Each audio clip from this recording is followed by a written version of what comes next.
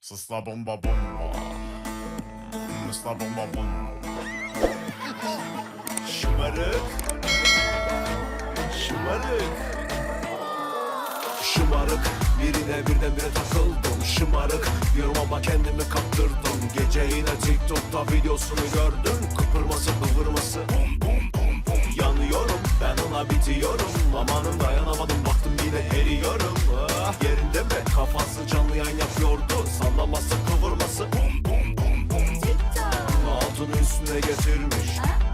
Ey hali cümbür cemaat görmüş. Belli ki bu videosu yine keşfete düşmüş. Eski kaynanası görmüş kalpten gitmiş. Aman aman titreyip de durma.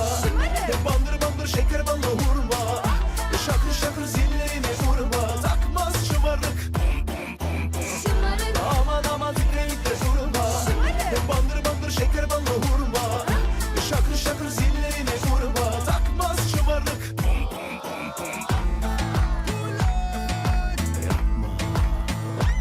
Sısla bomba bomba.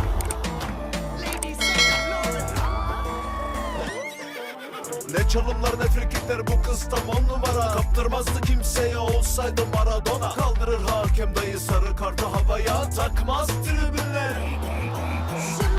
Aman aman titreyip de durma. Bandır bandır şeker ballı hurma. Şakır şakır zillerini vurma. Takmaz şımarık. Aman aman titreyip de durma. Bandır bandır şeker ballı hurma. Şakır şakır zillerini vurma. Takmaz şımarık. Hadi kaldır kaldır yana.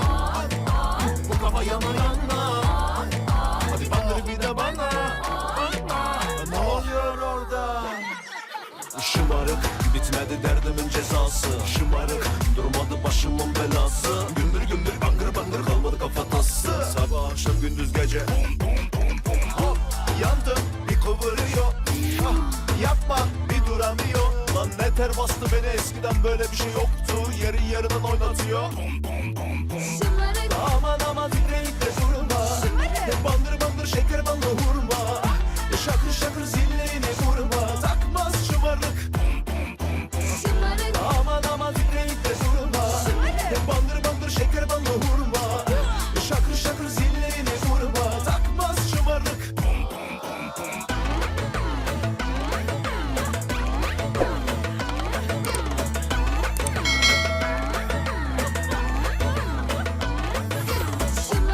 Aman aman titreyip de durma. Bandır bandır şeker ballı hurma. Şakır şakır zillerini